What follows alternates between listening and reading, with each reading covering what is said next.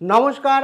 অন্নপূর্ণা যোজনা নিয়ে রাজ্যে বড়সড় নমস্কার। অন্নপূর্ণা যোজনা নিয়ে অবশেষে অফিসিয়াল ঘোষণা। আপনারা কারা অন্নপূর্ণা যোজনা পাচ্ছেন, কারা পাচ্ছেন না, সমস্তটা A to Z ভিডিওতে আলোচনা করব।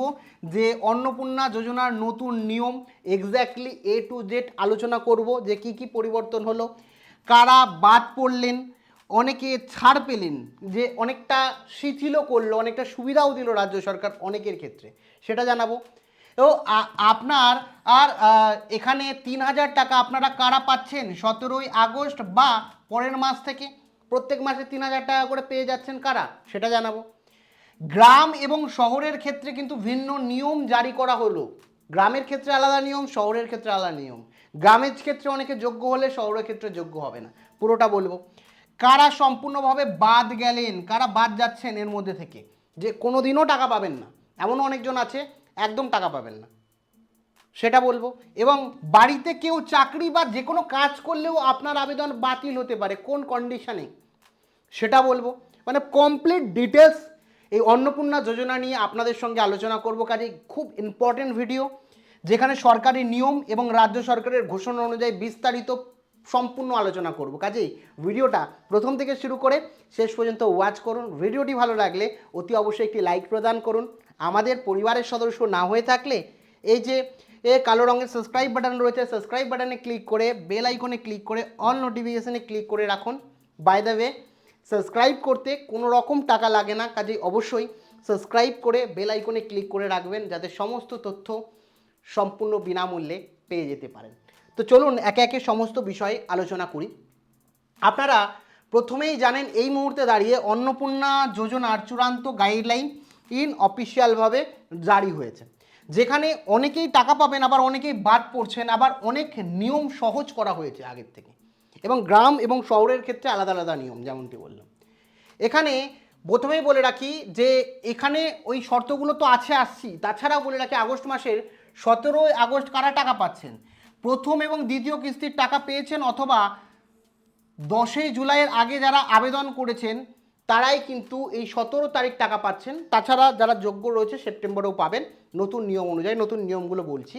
এবং 17ই আগস্ট থেকে 30শে আগস্টের মধ্যে যারা টাকা ঢুকবে ধাপে ধাপে, এটাও বলে রাখি। এবং জুলাই মাসের 30 থেকে 31শে জুলাইয়ের মধ্যে যদি আবেদন করে থাকেন তাও আপনারা টাকা পাবেন। সেটা আর জন্য আপনাদের একটু ওয়েট করতে হবে, সেটা বলছি। যাদের আন্ডার ইনকোয়ারি রয়েছে তারাও টাকা পাবেন, এমন না অনেকেই গুজব ছড়াচ্ছে যে টাকা পাবেন না। টাকা কিন্তু আপনারা পাবেন, সরকার কিন্তু আপনাদের টাকা দেবে, প্রত্যেকটি মহিলার অ্যাকাউন্টে টাকা দেবে। বাজেট ফেল হলেও টাকা আপনারা পাবেন, সেটাও রাজ্যের মুখ্যমন্ত্রী জানিয়েছেন। যে যে বাজেট আছে প্রায় 35,000 কোটি টাকা, সেটা ছাড়াও অতিরিক্ত টাকাও আপনাদের দেওয়া হবে, যেটা জানানো হয়েছে। নিজের স্ট্যাটাস কিভাবে দেখবেন, প্রথমেই বলে রাখি, যদি নিজের নিকটবর্তী পঞ্চায়েত বা মিউনিসিপ্যালিটিতে গিয়ে আপনি চেক করুন আপনার অ্যাপ্রুভ হয়েছে কিনা। যদি অ্যাপ্রুভ থাকে আপনি আগস্ট মাসে টাকা কিস্তি পাচ্ছেন। যদি ইনকোয়ারি রিজেক্ট থাকে তাহলে আপনি ভেরিফিকেশনের জন্য অপেক্ষা করুন। আর যদি ইনকোয়ারি থাকে বা সাবমিটেড থাকে তাহলে অপেক্ষা করুন। আর রিজেক্ট থাকলে বাতিল হয়েছে, যদি আপনি যোগ্য নিজেকে মনে করেন তাহলে রিঅ্যাপ্লাই করুন, কমপ্লেন করুন। ডিবিডি অর্থাৎ ডাইরেক্ট বেনিফিট ট্রান্সফার আছে কি না, অ্যাক্টিভ আছে কিনা, সেটাও কিন্তু দেখে রাখ। এখানে প্রাথমিক যোগ্যতার কথা যদি বলি, 4টে বাধ্যতামূলক শর্ত রয়েছে, যেটা একদম মেনে চলতেই হবে প্রত্যেককে। রাজ্যের মুখ্যমন্ত্রী জানিয়েছেন যে বয়সসীমা বা আবেদনকারী মহিলাদের, পুরুষ পাবে না, প্রথমেই বলে রাখি, কারণ আমরা জানি লক্ষ্মীর ভাণ্ডারে বিভিন্ন অর্থ পুরুষের অ্যাকাউন্টে পৌঁছেছিল, যার জন্য কিন্তু কড়া পদক্ষেপ, কোনো পুরুষ টাকা পাবেন না। এক্ষেত্রে 25 থেকে 60 বছরের মধ্যে বয়স হতে হবে, মহিলা হলেও 25 থেকে 60 বছরের মধ্যে বয়স হতে হবে, একদিন বেশি বা কম হলেও কিন্তু হবে না। নাগরিকত্ব, আপনার নাম অবশ্যই ভোটার লিস্টে থাকতে হবে। যারা ভারতীয়, রাজ্যের মুখ্যমন্ত্রী জানিয়েছেন অবশ্যই এটা হওয়া উচিত, যারা ভারতীয় তাদেরকেই টাকা দেওয়া হবে, কারণ ভারতের জনগণের টাকা ভারতীয় ছাড়া অন্য কাউকে কেন দেওয়া হবে, এটা তো অবশ্যই মানব। সেই কারণে ভারতীয় যারা রয়েছে তারাই কিন্তু এই টাকা পাবেন। তথ্য ভাণ্ডার যদি বলি, স্টেট ইনফরমেশন রেজিস্ট্রেশন অর্থাৎ SRIA, যাদের নাম বাদ গেছে তারা যদি অ্যাকচুয়ালি নিজেকে ভারতীয় প্রমাণ করার জন্য ট্রাইব্যুনালে থাকেন, বা আপনারা যদি ভারতীয় নাগরিক হওয়ার জন্য আবেদন করেন সেক্ষেত্রেও কিন্তু আপনি যোগ্য, এটাই বলা হয়েছে। পেনশন, ইতিমধ্যে কোনো নিয়মিত মাসিক পেনশন পেলে আপনি অযোগ্য হিসাবে বিবেচিত হবেন। এই 4টে মূল শর্ত কিন্তু রয়েছে। এছাড়াও একাধিক শর্ত রয়েছে। আয় এবং আয়করের নতুন নিয়ম। ব্যক্তিগত আয়, এটা আগে বলা ছিল না, এটা নতুন রাজ্যের মুখ্যমন্ত্রী জানিয়েছেন যে 10,000 টাকার লেস দ্যান 10,000 অর্থাৎ 10,000 টাকার কম যদি আপনি উপার্জন করেন তাহলেই কিন্তু আপনি যোগ্য। ধরুন আপনি 10,000-এর বেশি ইনকাম করেন, আবেদনকারীর মহিলারা নিজস্ব মাসিক আয় 10,000 টাকার নিচে হতে হবে, এর বেশি হলে আবেদন কিন্তু বাতিল হবে। 10,000-এর বেশি যদি আপনি পান তাহলে কিন্তু আপনার আবেদন বাতিল হবে। এবার 12 লক্ষ টাকা, পরিবারের মোট বার্ষিক আয় 12 লক্ষ টাকার নিচে হতে হবে। এবার একজন ইন্ডিভিজুয়াল পার্সন, আপনি একজন ইন্ডিভিজুয়াল মহিলা, আপনার আয় যদি 10,000-এর নিচে থাকে, 10,000-এর কম থাকে, তাহলে কিন্তু সম্পূর্ণভাবে এই আবেদন আপনার বাতিল হবে। আর যদি 12 লাখের নিচে থাকে তাহলে আপনার বার্ষিক আয় 12 লাখের নিচে থাকে, তাহলে কিন্তু মোট আয় 12 লাখের নিচে থাকে, তাহলে আপনি পাবেন। মানে যে আবেদন করছেন যে মহিলা, তার আয় সে যে কোনোভাবে হতে পারে, হয়তো কারোর বাড়িতে কাজ করে বা যেভাবেই হতে থাকে, সেই মহিলা কোনো দোকানে কাজ করে, সব মিলিয়ে বা কোনো ব্যবসা আছে, সব মিলিয়ে 10,000-এর বেশি ইনকাম হলে বাতিল হবে। এবং পরিবারের মোট আয় 12 লক্ষের যদি বেশি হয় তাহলেও বাতিল হবে। এবং 12 লক্ষ টাকা আয়ের ওপর ইনকাম ট্যাক্স দিতে হয়, তাই আপনার আয় 12 লাখের কম হলে আপনার পরিবারের আয়, আপনি যদি ট্যাক্স পেয়ার আপনার পরিবারে কোনো সদস্য না থেকে থাকেন তাহলে আপনার বাতিল হবে না, আপনি টাকা পাবেন। যে পরিবারে ট্যাক্স দেয় সেই যে পরিবারে মাসে 1-2 লাখ টাকা ইনকাম, সেই পরিবারে মনে হয় না এই 3,000 টাকার প্রয়োজন আছে, সেক্ষেত্রে ঠিকই। কিন্তু এখানে একটা অপশান আছে, 10,000 টাকা যে মহিলা মাসে ইনকাম করে, অনেকের স্বামী হয়তো কাজ করে না, মহিলাটাই কাজ করে, সেক্ষেত্রে মনে হয় একটু সেগুলো দেখেই ভেরিফাই করা উচিত এবং সরকার অবশ্যই এভাবে করবে আমার ব্যক্তিগতভাবে মনে হয়। কারণ 10,000 টাকা অনেকেই রয়েছে আমি জানি যারা হয়তো পরিবারে যে স্বামী কাজ করে না, স্ত্রী কাজ করে, সেক্ষেত্রে পরিবার চালানোর জন্য 10,000-এর বেশি আয় করতে হয় না, তো সংসার টানা যাবে না, ছেলেমেয়ের পড়াশোনা আছে, তো সেগুলো নজর দেওয়া উচিত। অবশ্যই 12 লাখের বেশি পরিবারের হলে যে আয় কর দেয় সেই পরিবারে দেওয়ার কথা না। এখানে অবশ্যই ভেরিফিকেশনটা যাচাই হবে, কার যোগ্য কে যোগ্য না, এটা অবশ্যই রাজ্যের মুখ্যমন্ত্রী বলেছেন, যোগ্যটা বাছাই করবে। সরকারি চাকরি কারা যোগ্য কারা অযোগ্য, দেখুন স্থায়ী চাকরি যারা করেন, পার্মানেন্ট গভর্নমেন্ট জব যারা করেন, সরকারি চাকরি যারা করেন সরাসরি অযোগ্য। আবেদনকারী মহিলা যদি সরকারি চাকরি করেন তাহলেও রিজেক্ট হবে, একই সাথে পরিবারের অন্য কোনো সদস্য যদি সরকারি চাকরি করেন তাহলেও রিজেক্ট হবে। তাহলে কেউ যদি চুক্তিবদ্ধ ভিত্তিক চাকরি করে, চুক্তিভিত্তিক, তাদের অ্যাপ্রুভ হবে। সিভিক ভলেন্টিয়ার, প্যারা টিচার, আশাকর্মী এরা আবেদন করতে পারবেন, এমনটি জানিয়েছে লাস্টে ইন্টারভিউ সেকশানে। রাজ্যের মুখ্যমন্ত্রীকে প্রশ্ন করা হয় যারা কন্ট্রাকচুয়াল চাকরি করে তারা কি পাবে, বলছে হ্যাঁ তারাও আবেদন করতে পারবে, তারা যদি যোগ্য হয়, ঠিক আছে। এবার অনেকে যাদের বেতন হচ্ছে 10,000-এর কম, সিভিক ভলেন্টিয়ার, প্যারা টিচার যাদের 10,000-এর কম, তারা পাবে, কোনো সমস্যা নেই। এছাড়া প্রত্যেকেই আবেদনযোগ্য, টাকা পাওয়ার যোগ্য। স্বামীর চাকরির ক্ষেত্রে নতুন শিথিলতা বলে রাখি। পুরনো নিয়ম কী ছিল, স্বামীর চাকরি করলে স্ত্রী সরাসরি অযোগ্য বলে বাতিল হবে, এখন নিয়মকে কমিয়ে দেওয়া হয়েছে, বলা হয়েছে শুধুমাত্র স্বামী স্থায়ী সরকারি চাকরি করেন তাহলেই অযোগ্য করা হবে না, স্ত্রী যোগ্যতা আলোচনা বিচার করা হবে, তিনি অন্যান্য শর্ত পূরণ করলে টাকা পাবেন, ঠিক আছে। এটাও কিন্তু মাথায় রাখবেন, স্ত্রী 10,000 টাকার কম ইনকাম করেন তাহলেও কিন্তু টাকা পেতে পারেন। এই যে স্বামী সরকারি চাকরি করলেই যে বাতিল হবে সরাসরি এরকম না, অন্যান্য শর্তগুলোও দেখা হবে, খুঁটিয়ে দেখা হবে ওই ব্যক্তির প্রয়োজন আছে কিনা।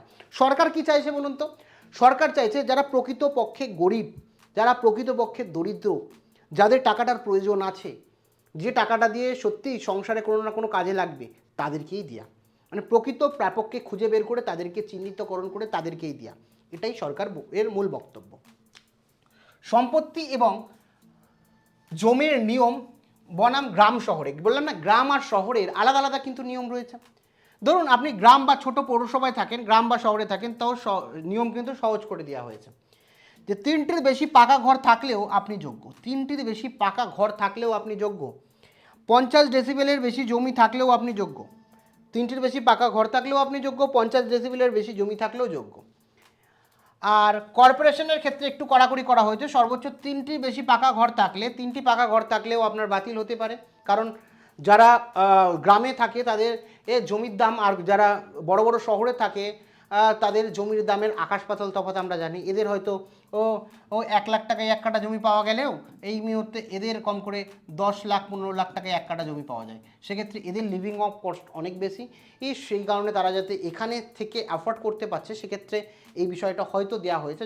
যদিও আমি জানি না, যেটা সরকারি নিয়ম সেই অনুযায়ী বলছি যে 3টে বেশি পাকা ঘর থাকলে পৌরসভায় সেক্ষেত্রে সমস্যা হবে এবং সর্বোচ্চ 50 ডেসিবেল পর্যন্ত ছাড় পাবেন। এর বেশি থাকলে আপনি অযোগ্য হিসাবে গৃহীত হবে। পৌরসভা বড় বড় শহরের ক্ষেত্রে, গ্রাম পঞ্চায়েতে যারা থাকেন, পৌরসভা ছোট পৌরসভায় যারা থাকেন বা গ্রাম অঞ্চলে যারা থাকেন, তাদের ক্ষেত্রে জমির পরিমাণটা ম্যাটার করছে না, তারা জমির পরিমাণ বেশি থাকলেও তারা যোগ্য হবেন। এবার বলে রাখি অন্যান্য ভাতার সাথে অন্নপূর্ণা ভাণ্ডারের কত। প্রথমে বলে রাখি পিএম কিষাণ বা অন্নপূর্ণা যোজনা যারা রয়েছে সেটা দুটোই পাবেন শোনা যাচ্ছে, কিন্তু অ্যাকচুয়াল এটা নিয়ে এখনও কনফিউশন রয়েছে, ও প্রপার নোটিফিকেশান আসলে আমরা জানতে পারবো।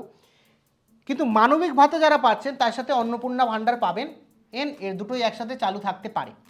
কিন্তু বিধবা বার্ধক্য ভাতা আর অন্নপূর্ণা ভাণ্ডার একসাথে আপনারা পাবেন না, শুধুমাত্র অন্নপূর্ণা ভাণ্ডার পাবেন, আর যাদের 60 বছরের বেশি তারা বার্ধক্য ভাতা পাবেন। ঠিক আছে, মানবিক যে ভাতাগুলো আছে সেই ভাতা এর সঙ্গে অ্যাড হতে পারে। কেমন?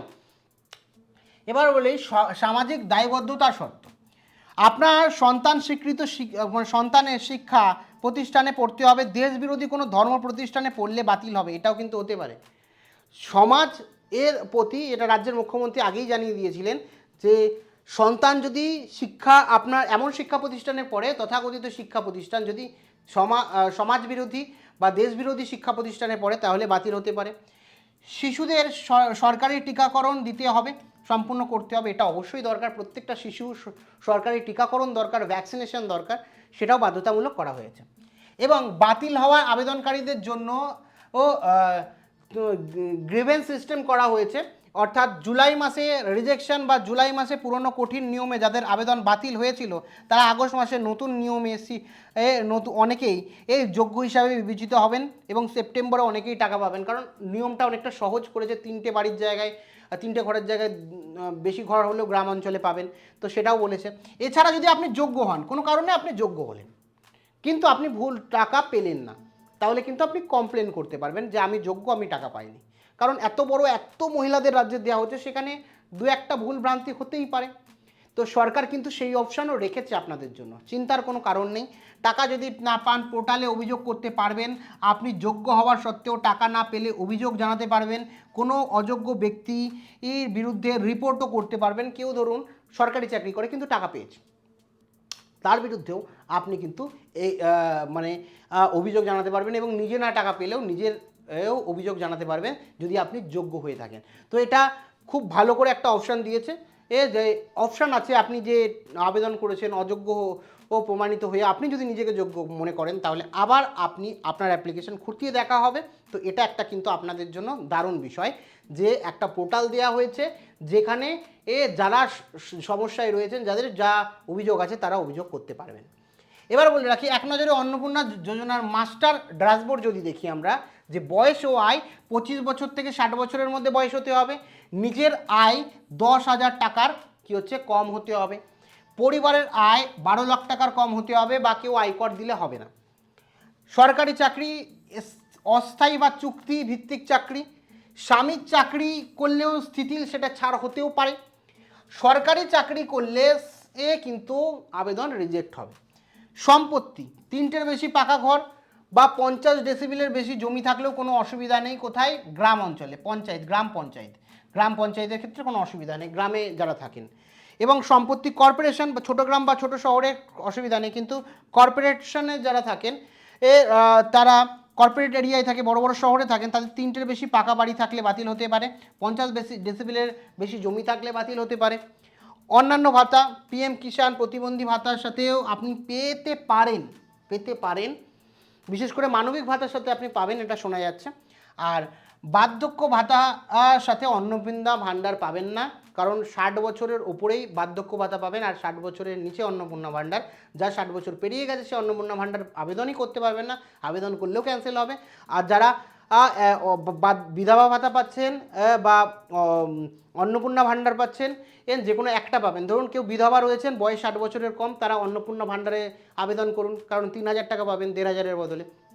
কিন্তু বার্ধক্য ভাতা যারা পাচ্ছেন তারা অন্নপূর্ণা ভাণ্ডার পাবেন না। এই হচ্ছে পুরো বিষয়, কমপ্লিট বিষয় আপনাদের সঙ্গে আলোচনা করলাম। আশা করছি সমস্তটা ক্লিয়ার হয়েছে। এখনও যদি কোনো জিজ্ঞাসাবাদ থাকে অবশ্যই কমেন্ট সেকশানে কমেন্ট করে জানাতে পারেন।